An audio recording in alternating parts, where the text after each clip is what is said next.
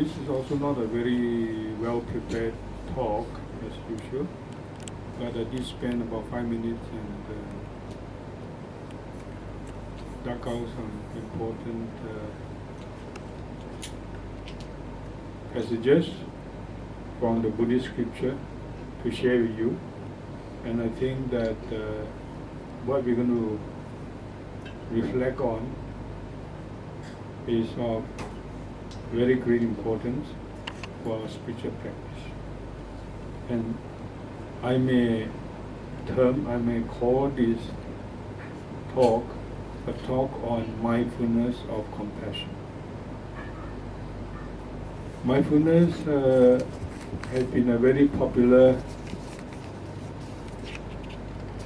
kind of practice, and rightly so, and we are happy to see that. And it is very actually propagated, not only among the Buddhists, but also in the non-Buddhist circles. And there are organizations founded by Westerners, and this organization claim that mindfulness is applicable to all aspects of our life, which is also correct to say that. And that is to say, irrespective of, it's not just confined to religion and less still to just Buddhism. While rejoicing in that kind of emphasis, which brings awareness to the importance of mindfulness in the life of everybody, and today the world needs mindfulness practice more than any time. With so much mental confusion, so much concern about mental health and depression, etc. Somehow I feel that this is more so in Hong Kong, maybe because after I come to Hong Kong I hear all kinds of worries on the part of the Buddhist practitioners, and actually many people, they spend time in Buddhism simply because they feel oppressed by psychological problems. In a way, it's a very worrying phenomenon, but in another way, it's only natural, and that it's also a blessing in the sense that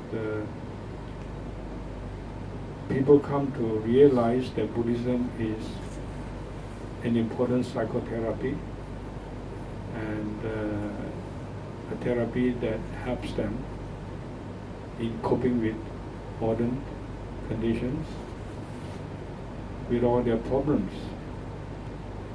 But at the same time, I feel there are so many misconceptions. I have talked about all these things, and I have very much criticized the way that these mindfulness movements are being emphasized, and I don't want to repeat what I've already said. But basically, to summarize, mindfulness has become a kind of a mere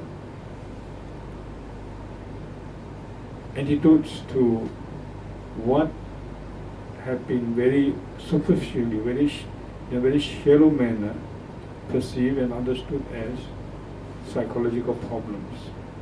And worse still, people want to offer their so-called expertise, claiming to be expert, claiming to be curious with the methods of mindfulness taught in Buddhism to the general public. And although the Dhamma certainly has to be shared, has to be spread to all sentient beings, not only the public in the West or not only in the civilized societies, but we would say to all sentient beings. But the way that it's being done can be very distorting, and I would say can have, at least possibly can have, very negative, even destructive effects. And I have in detail discussed what I mean by these negative effects. Now, I heard the founder of the mindfulness movement in the West, I forgot his name, I didn't bother to remember his name. He or his representative, or one of his most important teachers, came here, was invited to our symposium a few years ago at Hong Kong U when I was still the chairman of the Master Buddhist Study Programs, and we had a conference or symposium on meditative practice, and I heard that kind of thing that people are too familiar with, and that is the claim that mindfulness practice should not be associated with Buddhism, and that there's no need to acknowledge that it is from the Buddha's teaching, just as when one teaches physics, when one teaches the laws of gravity, for instance, one doesn't have to acknowledge that it was from the discovery of Newton. But I think it's not quite right to say that even at the ordinary level, because kids and all of us have been taught that in fact the laws of gravity are discovered by Newton, and his contribution is acknowledged, and it is only by acknowledging the discoverer, if you like, the originator of certain concepts, that we can have hope to improve on present theories, and we are able to understand science and the world in their proper perspective. And it's on the basis of, if you like, even of Newtonian physics that Einstein physics and relativity is developed. So it's I think not quite right even within the domain of ordinary science to say that we don't need to be aware, we don't need to acknowledge that you know, the laws of gravity were discovered by Newton. It does mean a lot if this fact is emphasis, and it helps a student to understand physics in a proper perspective.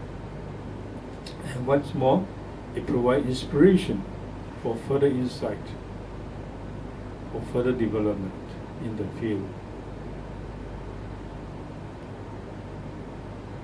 So these people who go about claiming that they have got the correct method, and they claim on the technique side of things, and that is done in an extreme manner. That is one of my major criticisms, because mindfulness practice has been understood as actually a practice that helps a human being to unfold his potential as a human, to certainly, yes, to solve his psychological difficulties, psychological problems, but in a very profound, very thorough way. And this so-called solution, these so-called problems, have to be comprehended in their proper perspective. All this cannot be possible without reference to the Buddha's teaching. You don't have to be a Buddhist. You don't even have to claim the superiority of Buddhism if you don't feel that way. And certainly Buddhism, the Buddha doesn't demand that. But it's important to understand, if you are using a Buddhist technique, to understand that technique in its complete perspective. How it originated, what is the purpose, what's the background, what is the associated context. The context is extremely important. Right, so because of that I have consistently criticized it. And not to say that I deny the importance of propagating it without making it a religion, or that I deny that mindfulness practice is meant for all people, not just Buddhists or not just religious people. But I'm very worried about the distorted perspective and the lack, in fact, even the very lack of the context of the teaching. I'm worried will result in very undesirable consequences. And I certainly don't believe, I for one don't believe that these modern techniques can really, in a thorough manner, help as solutions for human psychological problems in the true sense. However, that said, I also observe that these days there is something more positive, and they don't talk about Buddhism or religion, but they talk about compassion. So there's emphasis of mindfulness with compassion. There's at least an improvement to bring in the dimension of compassion. I certainly rejoice in it. But I also want to ask what to understand by compassion. And what is intended in the concept of compassion in the original context of the teaching of mindfulness in Buddhism? Do they really reflect on this? For instance, compassion is not just being, a little bit sympathetic, and just because you have money, you can just throw away money to the poorer people. You can give material needs to those who need them. Certainly, these are also compassion and love, but ultimately, compassion is the way to develop you as a human being in a spiritual sense, and it is actually a full means, like I have explained last week, in the case of Metta Bhavana, is a complete path to enlightenment. So you don't have to call it Buddhism, even compassion, you don't call it Buddhist compassion, but you must understand what is intended.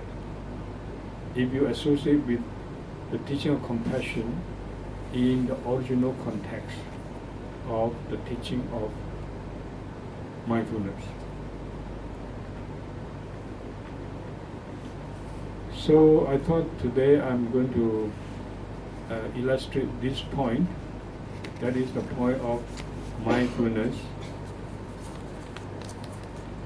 of compassion, and to show what the Buddhists mean by compassion and how compassion is to be practiced as, I would say, the most important, the true form, the most effective transforming form, spiritually speaking, psychotherapeutically speaking, of mindfulness practice.